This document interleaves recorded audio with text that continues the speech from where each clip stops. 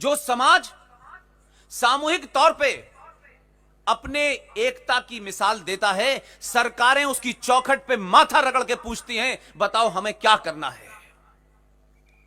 लेकिन हम सब ने इस तथाकथित झूठी आजादी, जिसका कोई रिकॉर्ड भारत के इतिहास में आर्काइव में नहीं मिलता है कि 15 अगस्त 1947 को भारत आजाद हुआ, यह झूठ एक नहीं कई झूठ बोले गए।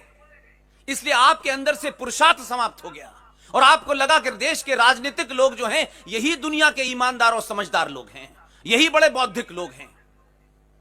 हम 70 साल से एक ही बात सुन रहे हैं, हमें आजादी मिली, हमें आजादी मिली। आजादी मिलना और आजादी लेने में जमीन आसमान का फर्क है। आप कोई चीज लेते हैं तो ताकत से लेते हैं, छीन के लेते हैं, और मिली हुई चीज भीख में मिलती है। इसलिए अभी हाल में ओलंपिक हुआ है, पदकों के बारे में बड़ी चर्चा हुई है। मैं लंबे समय तक खिलाड़ी रहा हूं, इसलिए मुझे उसका एहसास है। 3 पदक होते हैं, एक होता है गोल्ड, एक होता है सिल्वर और एक होता है ब्रोंज। आप जानते हैं इसमें क्या फर्क है? इससे मैं आपको वो बताना चाहता हूं कि अगर इन तीनों पदकों में सिर्फ 2 ही पदक ऐसे हैं जो जीत के बाद मिलते हैं, सिल्वर हार के बाद मिलता है। इसलिए जो कहते हैं कि हमें सिल्वर मिला और वो कहता है कि मैंने सिल्वर जीता, दोनों में फर्क है। इसलिए पूरा समाज यह समझता है कि हमें किसी ने आजादी दी। 60,000 आजाद हिंद के फौजियों में से 26,000 मारे गए, हजारों अनगिनत लोग इस युद्ध में मारे गए। लेकिन हमें यह बताया कि हमें आजादी मिली, और ब्रिटेन की आर्काइव में, आपके संविधान में, ब्रिटेन के संविधान के अंदर लिखा है कि आपको पावर ट्रांसफर हुई है, आजादी का जिक्र तो कहीं नहीं है। तो आप तो अंग्रेजों के गुलाम और दलाल थे कि वो जाते वक्त आपको चाबी दे गए कि अब आप चलाइए।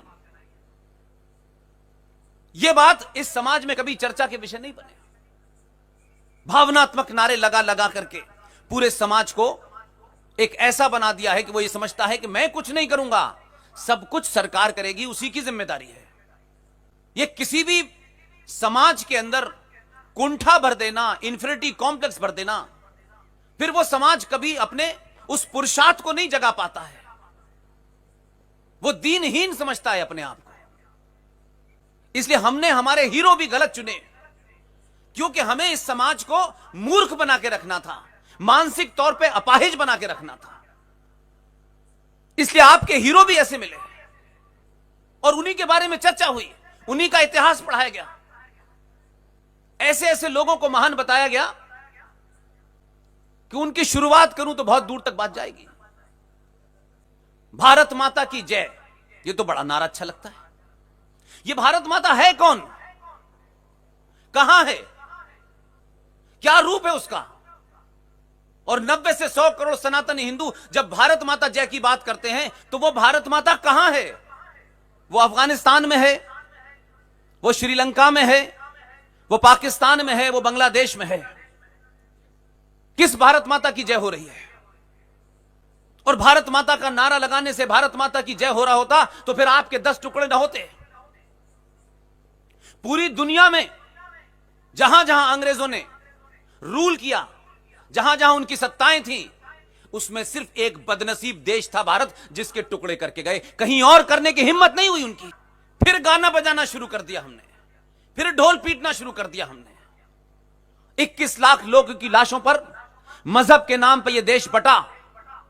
हमने 10 साल के बाद फिर वही भाईचारा, सारे धर्म बराबर हैं, सब शांति का संदेश देते हैं। ये जिन्होंने भी कहा वो इस देश के कातिल हैं। उन्होंने इस समाज के साथ गद्दारी नहीं की, इस राष्ट्र के साथ गद्दारी की है।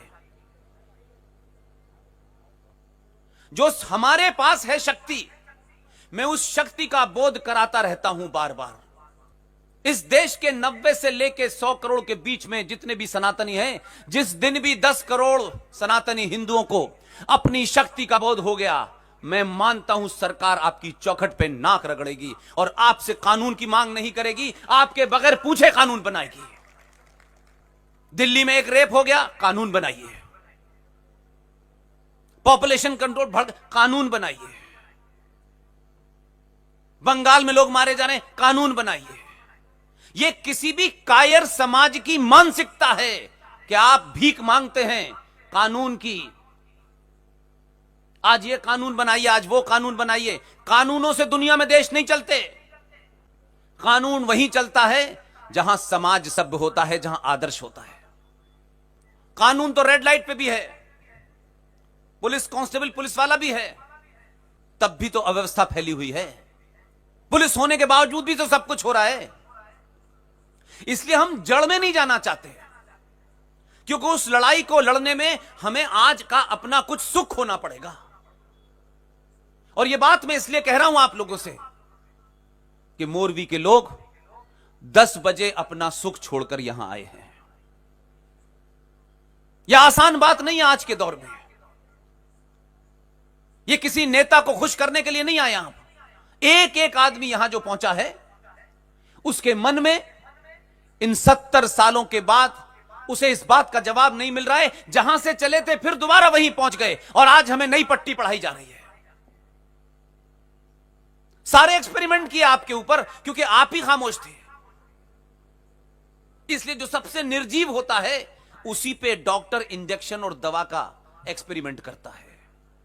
हर सरकार ने सनातनी हिंदू के ऊपर एक्सपेरिमेंट किया और आपने कहा कोई फर्क नहीं पड़ता, 10-20 मर जाएंगे तो फिर आ जाएंगे।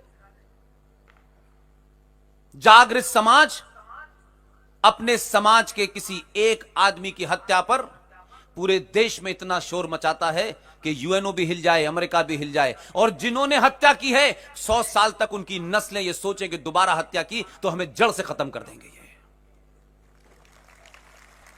कानून के डर से कुछ होता है क्या? अगर कानून का डर होता तो भारत में रेप और मर्डर रोज हो रहे हैं। ड्रग्स का व्यापार खुला चल रहा है, प्रोस्टिट्यूशन खुला चल रहा है। कौन सा क्राइम रुक रहा है पुलिस से? संविधान से देश चल रहा है क्या?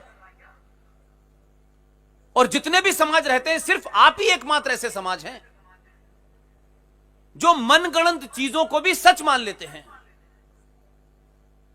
और सवाल नहीं करते। इसलिए मूर्ख से मूर्ख नेता आता है और आपको ज्ञान देके चला जाता है। मूर्ख से मूर्ख सामाजिक संगठन के लोग आते हैं और एक नई थ्योरी देके चले जाते हैं।